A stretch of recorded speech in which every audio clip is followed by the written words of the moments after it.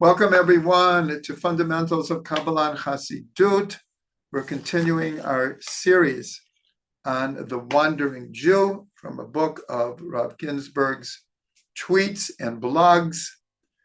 And what I want to do also is at the end of learning from the Wandering Jew, I want to save a little bit of time because this Wednesday night and Thursday is Gimmel Tammuz, when the Lubavitcher Rebbe passed away 32 years ago. And I listened to a very, very beautiful explanation from Rav Ginsburg on what we can learn from the Rebbe. So we're going to be doing really two things tonight. Most of it will be learning from the Wandering Jew, but also I want to discuss Gimmel Tammuz and the Lubavitcher Rebbe. So we are picking up, we're finishing a chapter called Heart and Soul. And then we'll begin a new chapter called Selflessness. So last week, we learned the whole time about heart and soul, different things. And there was a lot about Techiyat HaMetim, the resurrection of the dead, and the whole matter of life and death. So this is the last one in that chapter, and it's called Never Too Late. The inner meaning of our belief that the dead will come back to life is that it's never too late to fix things. This is what we learned last week, that the resurrection of the dead is a very mysterious, mystical concept that truthfully we really don't know how it will manifest and when it will manifest.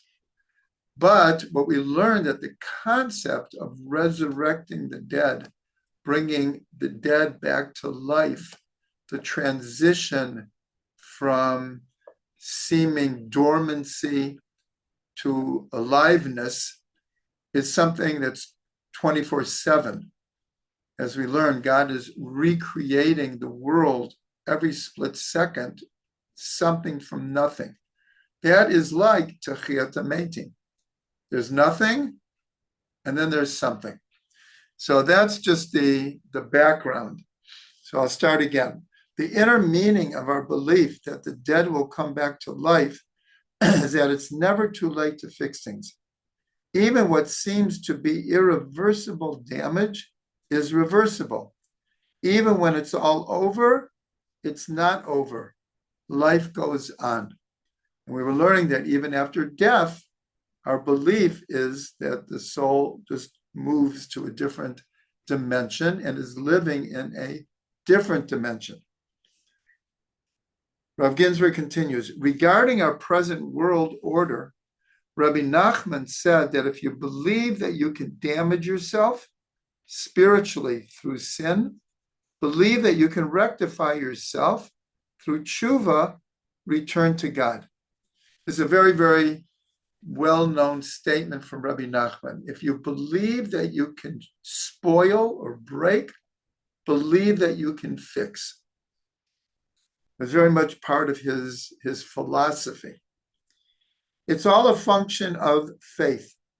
The original, relatively superficial faith in our ability to cause spiritual damage to ourselves and others is balanced and overridden by the more profound faith that it is always possible to rectify. In the words of the sixth Rebbe of Chabad, the Rebbe Rayatz, it's never a lost cause. No matter how bad it looks, how much of a lost cause it seems, there can always be some sort of fixing, some sort of healing or rectification.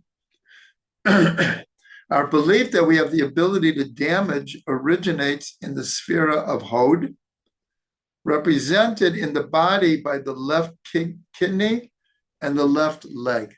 So this, Rav Ginsburg explains in great length in his book, Body, Mind, and Soul, where each organ of the body is connected to a different sphere. And of course, each sphere has a different energy. And so Hod and all the spherot have mostly what we conceive of as a positive energy, but they also have, if you don't use that energy correctly, it can boomerang into a negative energy. So in the sphere of Hod, which is praise, acknowledgement, thanks, it's also the seat of spoiling. And there are verses that show this.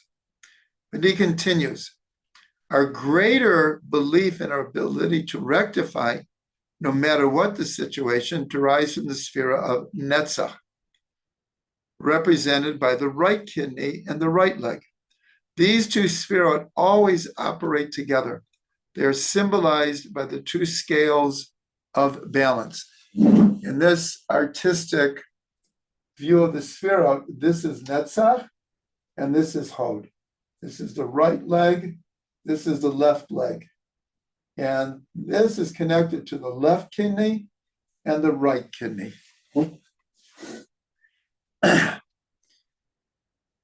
If we start out with the balances, with the balance of the left scale weighing heavier than the right, believing that we can do damage but cannot rectify, then we must regain our balance by strengthening our faith in our ability to rectify. We must continue to deepen our consciousness of this faith until the balance of the right side outweighs the left, until our eternal merit overrides the initial feeling that we can only spoil. So this obviously is very psychological, that people who are in a state of low self-esteem, depression, sadness, frustration, so the feeling that I can't do anything right, everything is going wrong, I'm never going to fix this up, no one loves me, the whole retinue, these are very real things. He's not talking symbolically here. There is a place in people where they feel they can only break and they don't know how to fix. So here he's saying that if there is that feeling, first of all, we have to know the general principle that if you believe you can break, believe you can fix. And that has to ultimately outweigh on the scales those negative voices that are ringing in our minds, that we're not worthy, we can't do it, we're not accomplished, everything we do fails. We have to be able to overbalance that with the belief that everything can be fixed. Rav Ginsburg continues, this world is all a test of faith. But come the Messianic era, what we now recognize only through faith will become tangible knowledge.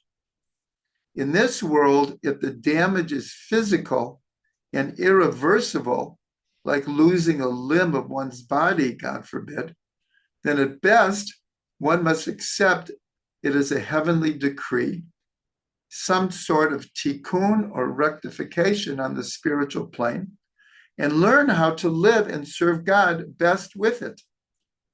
But perhaps soon, with advances in stem cell research, we will be able to replace even a lost limb. Indeed, it's already beginning. So what he's pointing out here is that sometimes there are things that we do that, at least on the surface, cannot be fixed. If through carelessness, let's say, we lose a limb, well, we can't get the limb back, But what he's pointing out is, Baruch Hashem, there are replacement parts now. I'm not sure if people have seen, but of course, over the last 2.5 years, there have been, unfortunately, way too many soldiers who have lost limbs in these wars. And there have been many, many videos with these people. And in almost every case, the person is determined to go forward and not allow this, what we might think is an irreversible break, to stay that way. So that, of course, takes a tremendous amount of courage and faith, but we see it in real terms. So that's the whole piece. What he's trying to get across here is this basic, positive Jewish philosophy that no matter how bad it gets, you can start again. That's what Techiyat HaMetim is, the resurrection of the dead. How many times in Jewish history, how many pogroms have there been where people had to uproot their whole lives, sometimes after being in a certain place for generations, and start again? How many, literally tens of thousands of people survived the Holocaust and came to either Israel or America or other places in the world, literally with the shirt on their back, and they rebuilt their lives. So what Rav Ginsburg is giving over is, it's a spiritual concept, but it's a very real one.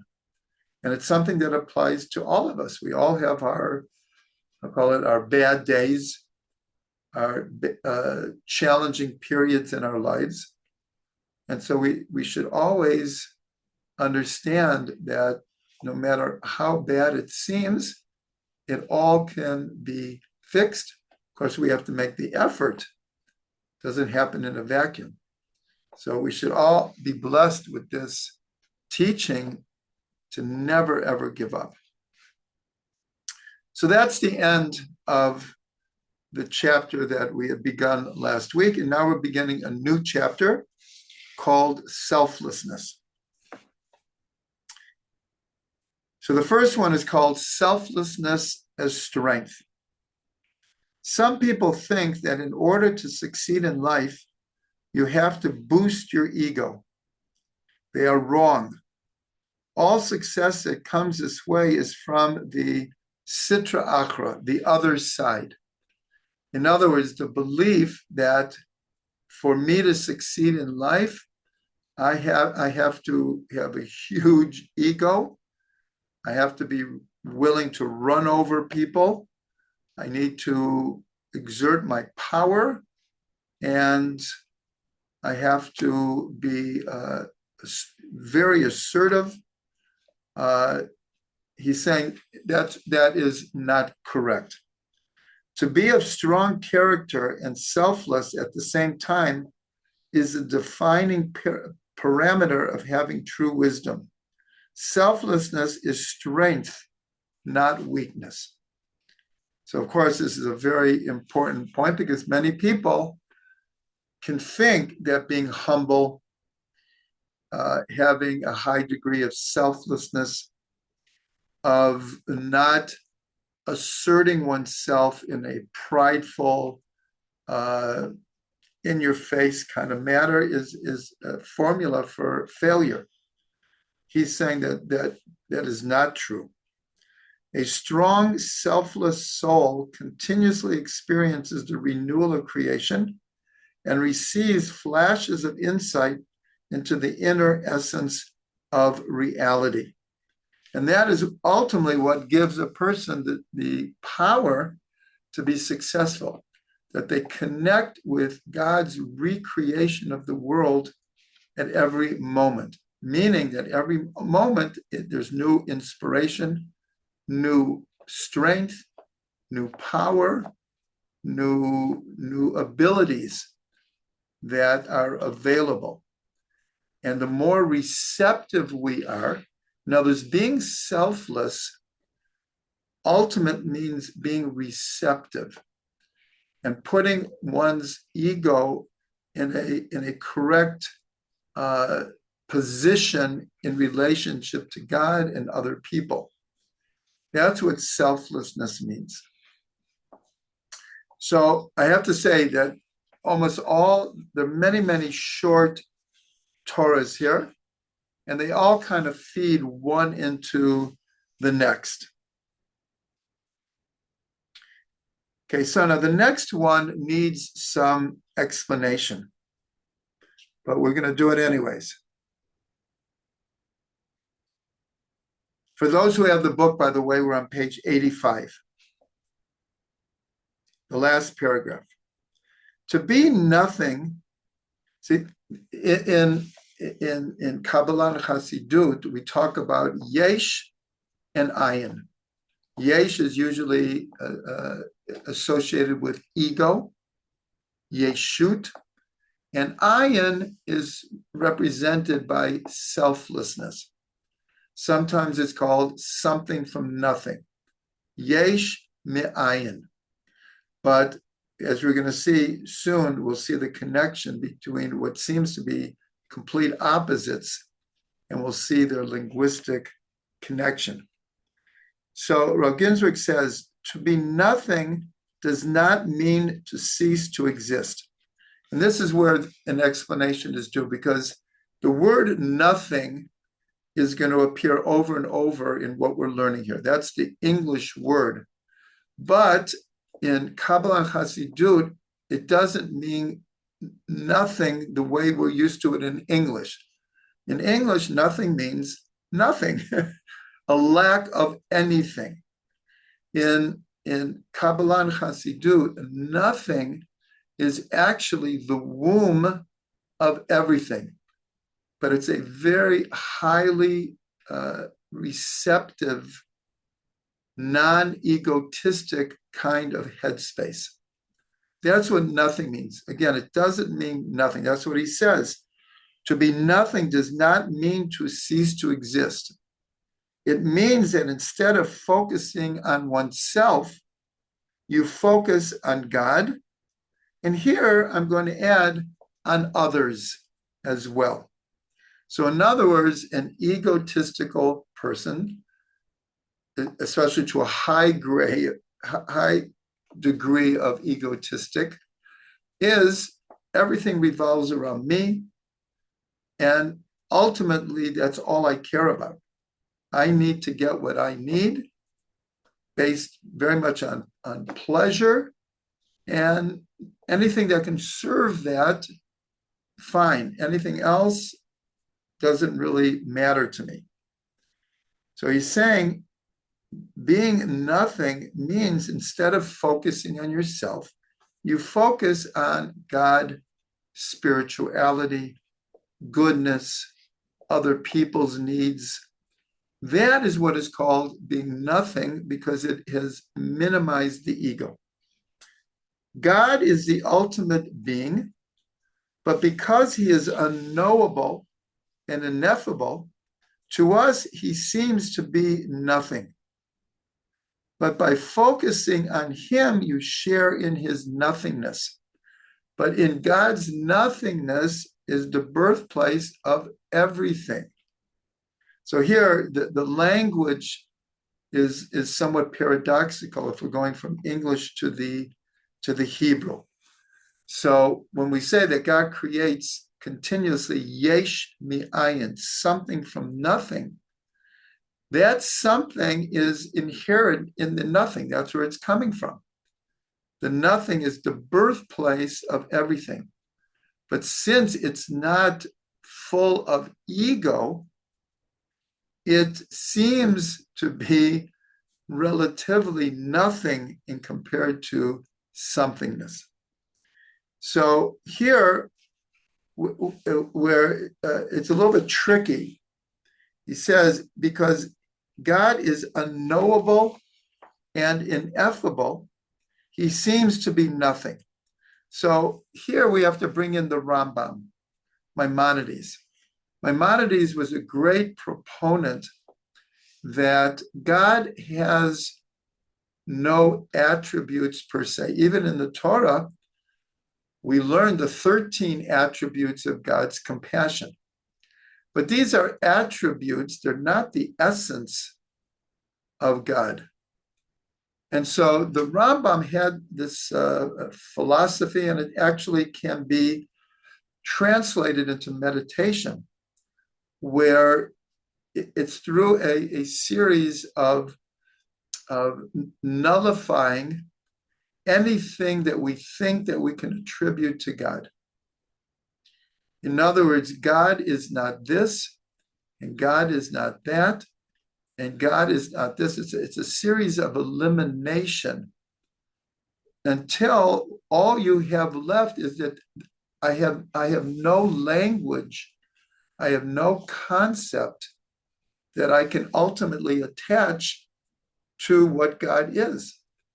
The essence of God is beyond our capability, our logic to understand. And so this is through a series of nullifying anything that we might attribute to God. Because whatever we attribute to God is through comparing God to our emotions or our reality. So that's kind of like between the lines here, this idea of if we want to understand the essence of God, then it's only through a series of eliminating anything that we think that we can attribute to God. But then he says, by focusing on him, you share in his nothingness, meaning through humbleness, existential lowliness, understanding our true relation to an infinite creator, and understanding that relationship, then we actually share God's nothingness, which is God's everythingness.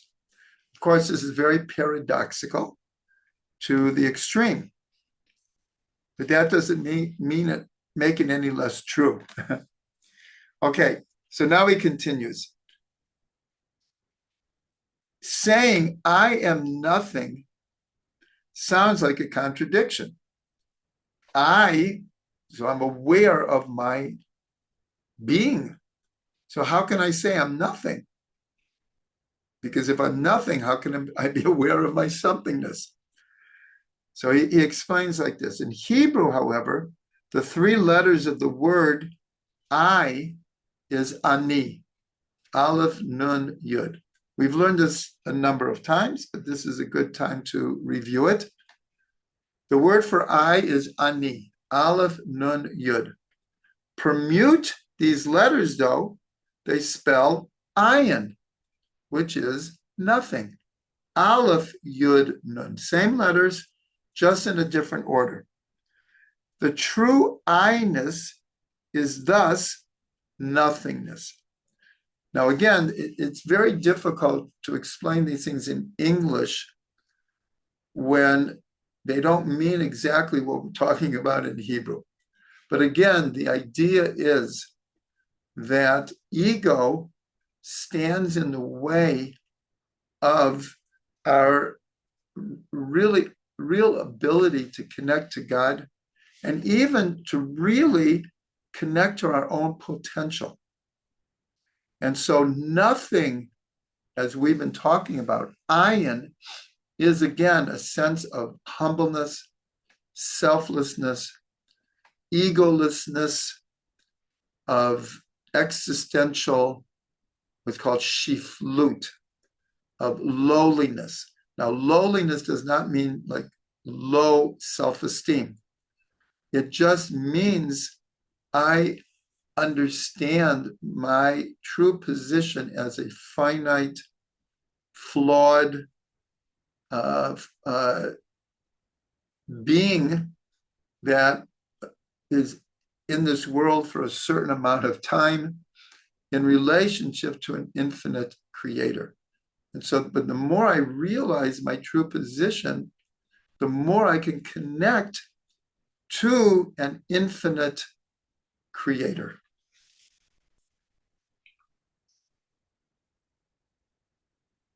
So here he just points out something interesting linguistically. He says, in fact, in terms of their numerical value, the three letters that make up the word ani, aleph, nun, yud, are numerically out of order.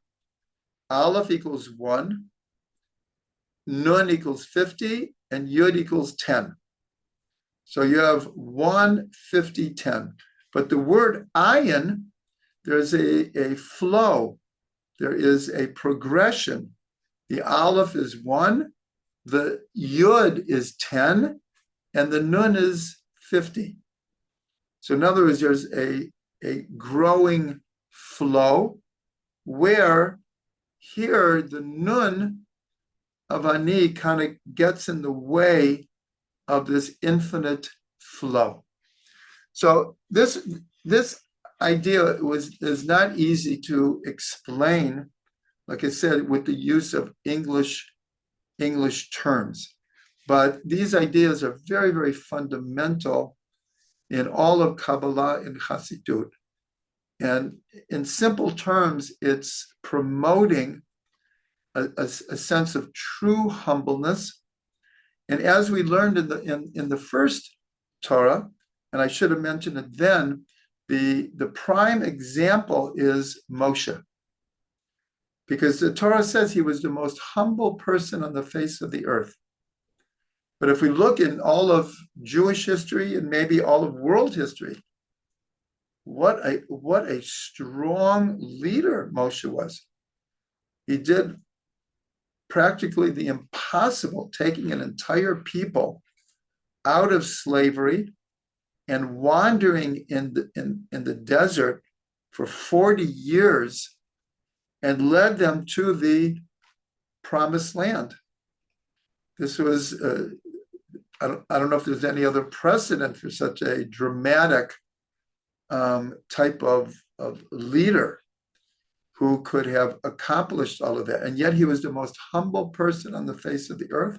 But we saw in last week's Parsha, or here outside of Israel, Parsha Korach, when he had to stand strong, he knew how to do it.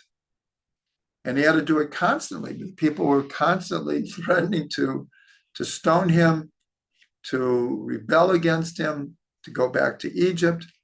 And he, with the force of his being, he kept everyone in line. But on the inside, he was the most humble person on the face of the earth. That is something we should emulate. Moving on, we're on page 86 now. This is just two sentences. To be nothing is to know that you can't know. Only God knows, and he and his knowledge are one. That comes very much from Maimonides, from the Rambam, who is a bit paradoxical because he tried to teach that God has no physical attribute we can attach to him, and even on a spiritual level, there's nothing that we can connect. And yet, the Rambam connected very deeply that God's essence is somehow connected with intellect. That is part of his connection to Aristotle. But that's a different discussion. But to be nothing is to know that you can't know. And so this is very close to a well-known phrase, is that the essence of knowing is not to know. Now, again, in the English, it's like, that sounds like, what is it called? That not knowing is bliss. But that's not what we're talking about. It's just talking about the greatest knowledge, the greatest wisdom is to know that we can't know everything. Many people don't admit that. Many people are what we call know-it-alls. And so the greatest wisdom is to understand there's no way I can know everything. There's no way I can understand everything. Many people give up their belief in God when confronted with a challenge, a trauma, a disaster, and they can't understand why God would put them through this, and they give up belief and faith in God. But if someone knows that I just can't understand everything, but that is not going to destroy my belief system. And I'll tell you a story. One of our good friends who passed away, Shlomo Schwartz, this goes back maybe 10 years ago. He and his wife, Olivia, who's very good friends with us to this day, they lost a granddaughter, a 3-year-old granddaughter, who was run over by a bus. It was just a tragic. It was like a mistake. The bus backed up and didn't realize the child was there, and the child died. And I heard this secondhand, but I heard that at the Shiva, someone said to him, "How do you understand what happened here? How do you understand how God allows these things to happen?" And so he answered and he said, "If I claim to understand everything about God, then that's not a real God. God by definition can't understand everything about God, and certainly about everything that happens in this world. So it doesn't shake my faith when things happen that I can't understand. I just have to accept it. Doesn't mean that one doesn't mourn or one doesn't try to understand. Anyways,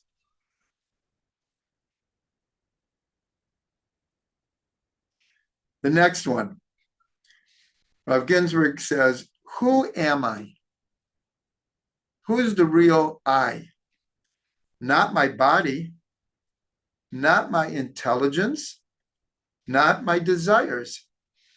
These were all given to me. This is part and parcel of being in this world, how we operate in this world. But I'm not a soul in a body." No, I'll say it differently. If you ask, am I a body that has a soul, or am I a soul that happens to be in a body? So our answer is, I am a soul that is in a body. But our desires is mostly coming from our body, our lower emotions, and even our intelligence in a certain way isn't the soul per se.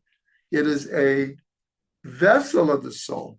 It is a garment of the soul. The soul expresses itself through thought, speech, and action.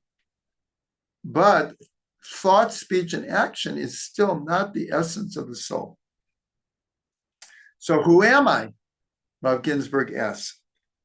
I am nothing. Again, when you hear that in English, it's like, what is he talking about? We have to keep in mind what we're learning here. So he says, so who am I? I am nothing. I am one with the Almighty, who in our view is the ultimate nothing from which everything comes. Again, highly paradoxical. God created something from nothing. He created us to feel that we are something when in fact we are nothing. Somethingness covers nothingness. In other words, the more I feel the I, the less I can feel the Ayin. So here, he doesn't bring it, but I learned it from him, a statement of the Maggid of Mezrich. And he said, and it really explains what Rav Ginsburg is talking about here. He said, God created Yesh mi Ayin. In other words, we are the I, we're the Yesh, we're created reality. And that created reality, again, came from, we'll call it the ultimate womb of nothingness. So in this world, we're the Yesh, and we came from nothing. The Maggid said, now our job is to return the Yesh to Ayin in our mentality. And I should throw this in here is, so if someone's asking, well, how do you get to this place? So we get to this place in a number of different ways. One is through different types of meditation. This is something that we don't have the time to explore now, but through different sorts of meditation, that's how we can get in touch with what we're calling the nothingness, where we go beyond our 24/7 logical, normative mindset, and we supersede it, we transcend it, and we get to higher levels of consciousness. We can also do it through music, we do it through prayer. Again, for those who have many of my books, I talk about this extensively in all of my books. And also learning that if someone is really hooked in to learning or teaching, in other words, hopefully right now, I and you are experiencing more of the Ayin than the Yesh. Because why? Because we're connected to God through the Torah. We're learning Torah, and when we make His will our will, and when we do mitzvot, then we are activating the will of the Creator. And I in a sense, I become the nothing in order to fulfill a mitzvah. It's I who is doing it, but my I is subservient to the commandment and to the one who's commanding the commandment. And so doing a mitzvah is a very, very practical way of how do you reach the nothingness? Because it becomes my will. And that's how the I and the Ayin don't have to be in contradiction, because I am making God's will my will, and God is the ultimate Ayin, the ultimate nothingness. So when I pray and I learn and I do good deeds, because to do good deeds means I have to be selfless. I have to think of other people. I have to put other people first. I have to give. And so all of this is in contradiction to having a big ego where everything has to serve me. Everything has to fulfill my desires, my pleasure. So Rav Ginsburg continues, God gives us free will to choose to be something or choose to be nothing. If you choose to be nothing, God enters your life. And again, it doesn't mean like the English. It doesn't mean to be nothing. It means to be receptive, to be open, to be a channel, to be a clear channel for something other than our ego. That is what it means to choose to be nothing. You can know that you are nothing and at the same time feel all the layers of being that cover you: desires, intelligence, and body. Remember, that's how he started. When he said, who am I? I'm not my body, I'm not my intellect, and I'm not my desires. But now Rav Ginsburg is kind of closing the circle on the paradox, saying you can experience the Ayin, the nothingness, and still be connected to your body, your intelligence, and even your desires. They don't have to be in contradiction. It all depends on how much one allows their ego, their pride, arrogance, being power hungry, to take over one's life. And the more that one can keep those things in check, one becomes more receptive to the deeper levels of soul and the deeper levels of godliness. Okay, I'm not going to finish that one. I'm going to go on page 87, and he quotes a very, very important teaching from the Baal Shem Tov. The Baal Shem Tov said, where you think is where you are, and where you will is where you are. Think and will to be together with good souls. So here he's giving over a lot in just 2 sentences. This idea, you are where you think is where you are.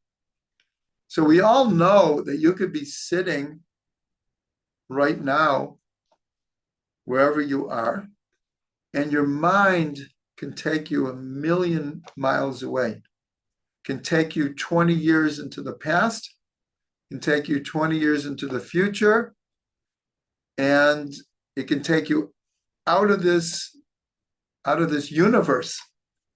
And that's where you are. That's where you are, because that's where your thoughts are. Your body might be here, but your thoughts are somewhere else, and then that is where you actually are. And then he says the same thing with your will, with your ratzon. Where you apply your ratzon, that is where you are. In other words, when you're involved with a task, a project, a mission, and you're exerting your will, that is where you are.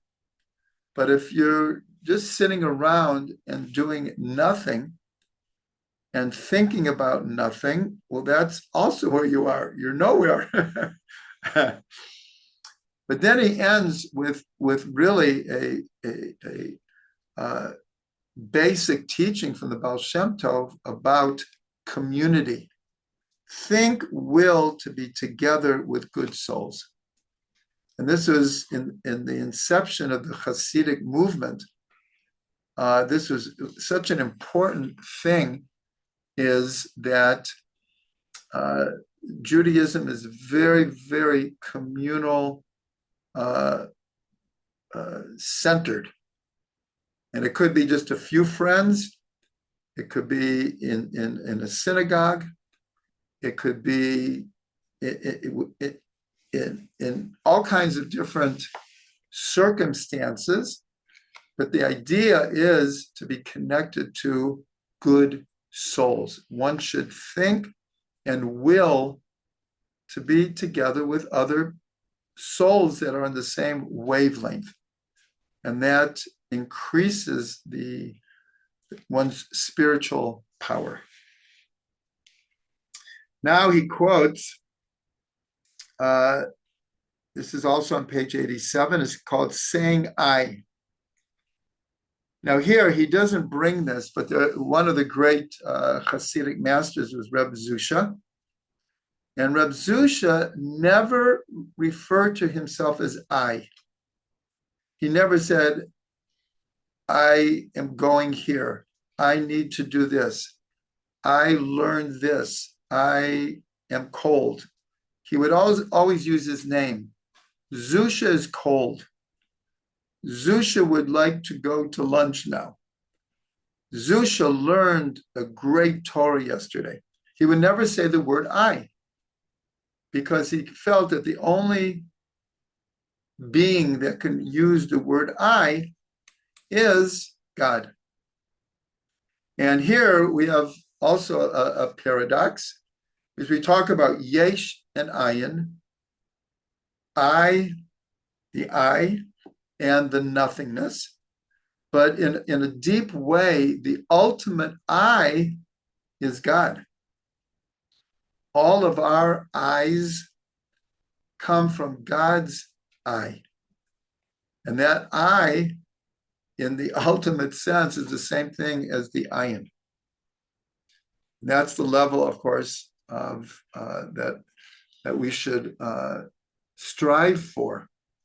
That our I should be the Ayin.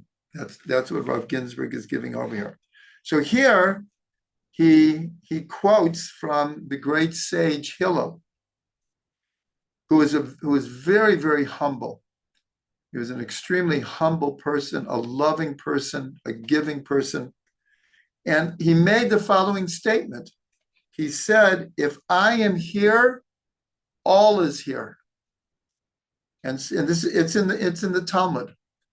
And so on the surface, it's like, what does Hillel mean? This is so opposite of his usual kind of attitude. If I am here, all is here. But it's explained in Chassidut, the I here, he's not referring to himself. He's referring to the only one who could really be called I. So if I am here, meaning if God is here, everything is here, all is here.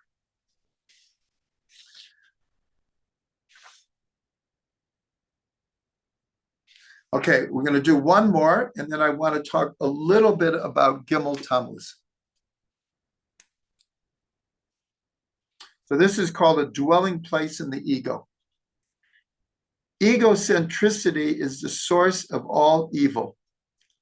Connect with all your heart, soul, and might to do good, as embodied in and demonstrated by the leader of the generation. So now here, this is a whole new idea, a very, very Hasidic idea of the leader of the generation, Tzaddik Ador, but not even the Chassidut. In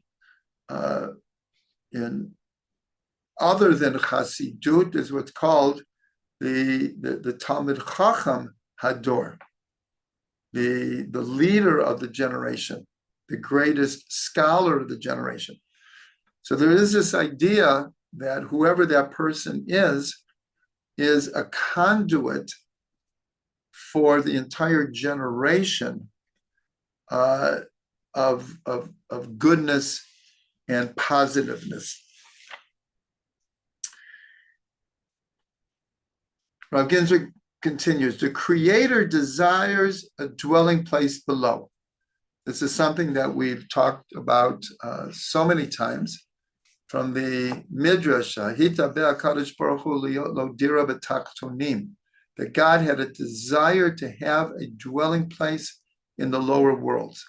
So Rav Ginsburg explains the lowest place. So when it says that God had a desire to have a dwelling place in the lower worlds, you usually think of this world, the physical material world. God, who is, as it were, like way, way, way, way, way up there, wants to be manifest in even our physical material world.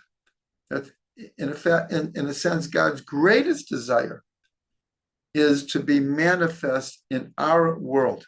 So Rav Ginsburg says the lowest place below is your ego. God desires that you reveal him by choosing good while still in the low environment of your ego. So here he's bringing a new point here, is we're human beings. Everything we've learned up to now is what we should strive for. We should strive to curtail our ego, to be selfless, to be giving, to be humble, to be existentially lowly, all of these things. But we're human beings, and God did give us an ego because we can't have free will without having an ego. We have to have the ability to choose.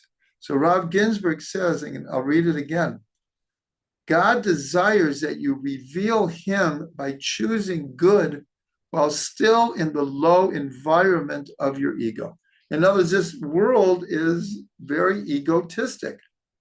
And a person has to work a lifetime to curtail their ego. It's a 24/7 challenge. So here he's making it clear that, in a sense, everything he said up to now, no one pretends that it is easy.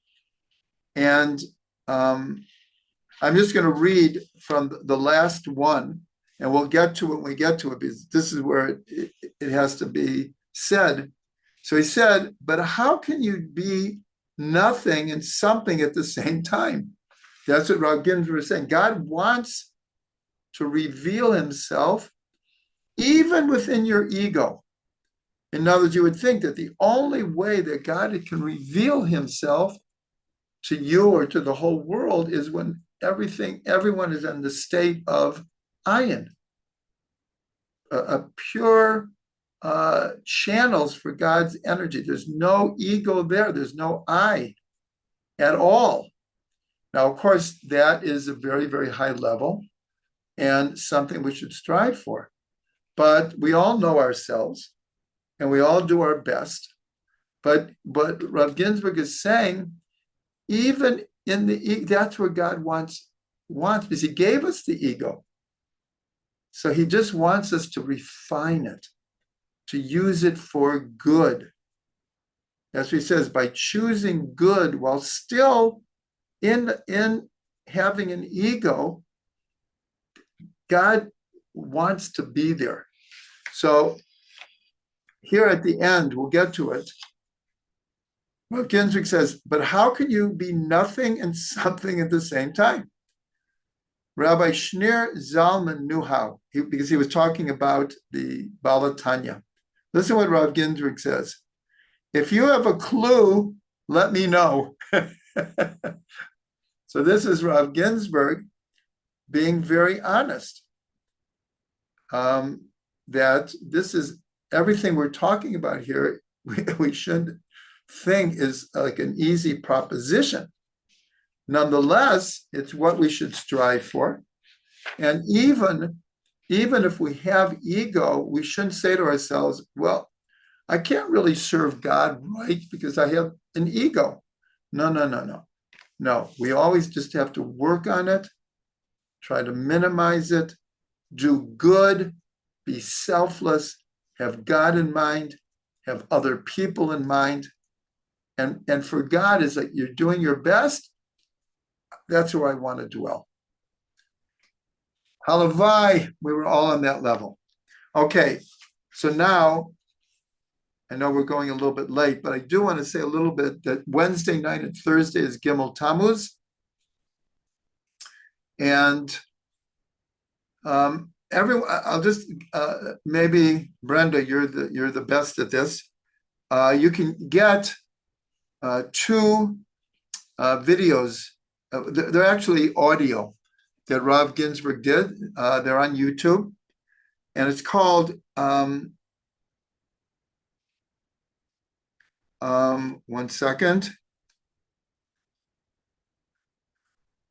emulating the Rebbe's character, 1 and 2. There are two videos. One is 24 minutes, the other one is 49 minutes. Emulating the Rebbe's character by Rav Ginsburg. So very, very quickly, he says that the Rebbe, if you really like look at his deepest midot, his character, you'll see 4 things: faith, dedication, caring, and responsibility. So I'm just trying to explain these very, very quickly. Now, you'd say every rabbi has faith, every person has faith. But here, the Rebbe was teaching the world about faith. And he emphasized that there's 4 different faiths that we have to have. Of course, faith in God, faith in the Torah, faith in the people of Israel, and faith in all of humanity. This last one was a very, very big statement by the Rebbe, because for better or for worse, we're used to many, many spiritual leaders being very insular and caring only about the Jewish world. Well, the Rebbe cared about everyone. And he believed that humanity in its core was good. He was very aware of evil and people acting in an evil way. But when he approached all of humanity, he felt that the basis was good. And we know that the Rebbe spoke with leaders from many countries, came to visit him. The leaders of Israel all came to visit him. And in America also, he was considered a wellspring of sound advice for the whole world. So the Rebbe taught and promoted having a real faith in God, having a faith in the Torah, that the Torah is a wellspring of life for the Jewish people and ultimately for the whole world, a faith in the abilities and the potential of the Jewish people, and in the abilities and the faith of the entire world. And we know that the Rebbe promoted the idea that we need to bring Mashiach, and we know that Mashiach is coming for the whole world. Will bring the entire world together. So that's the first thing that we should emulate, these 4 faiths. And then was the Rebbe's dedication, that he as far as we know, he didn't take even 1 day vacation. From the time he became Rebbe, he never had a day off. There was no such thing as a day off. He was totally dedicated to his mission in the world, which is, along with this faith, is promoting faith in God, teaching Torah, bringing Israel together, and trying to bring the whole world together. He was totally dedicated. And so we also can learn from this that whatever our chosen mission in this world, the meaning that we've attributed to what we're doing here, that if we want to get something done, we have to be dedicated to doing it. Not part-time, but our whole being. And when we look at what the Rebbe was able to accomplish in 40 years, it's astounding. It's absolutely astounding. And of course, this is 32 years later, and it's expanding. Chabad is expanding. And it's all from the same energy that the Rebbe gave out and for certain in the higher worlds, he is still giving out this energy. The third thing was, and Rav Ginsburg explains, caring and care. In other words, he says there's a slight difference. Caring is you care about another person. But then there's this idea of caring for another person. And so we know from the Rebbe's life that he cared for every person in the world. There was no person that he turned away. He received thousands of letters every week, over 40 years, thousands. And he responded to every single one of them. He had a staff that assisted him, but he never ignored any letter that was sent to him. Everyone had to be responded to. And of course, for decades, he saw people personally, many times, probably the majority until early morning, up all night with people, until his age did not allow that. And then in his last years, how he stood for 8 hours into his 90s, giving out dollar bills and speaking to people quickly, but on a usual Sunday, approximately 5,000 people would see him. He cared for everyone, and he, in a certain way, he took care of all the people writing for advice. So he was caring for them, not just caring about them. And the last one is his sense of responsibility. And this is really connected. Rav Ginsburg did not say this in the audio, but this is what I thought of. This goes back to Avram Avinu, because when God sent an angel to destroy the evil city of Sodom, we have really an amazing passage in the Torah where the Torah reveals God's thoughts. And it says, God thought, can I not reveal to Avram what I'm about to do? Because Avram will teach his children to walk in the way of God, and he will be a father of many nations. How can I not reveal to him? So from this, we learn that his being a father to many nations means he was responsible. And that's why Avram comes and he begs, negotiates, tries his best to save even the evil people of Sodom, because he felt a sense of responsibility. And so the Lubavitcher Rebbe also, he, along with his faith and dedication and caring, there was an underlying feeling of responsibility to the Jewish people and to every human being. This goes back to Avram, and the Rebbe was manifesting that very much. And that's why you'll see when Chabad, which is in 110 countries now, 110 countries, and mostly the only ones that they're not in are the Arab and the Muslim countries. Virtually every other country in the world has a Chabad. And Chabad, of course, is there to help whatever Jewish community is there and travelers.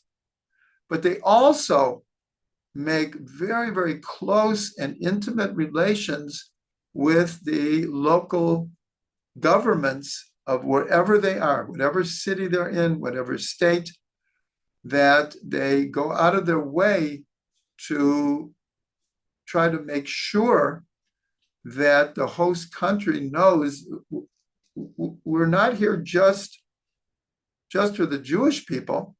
We want to be connected to what's happening in the country.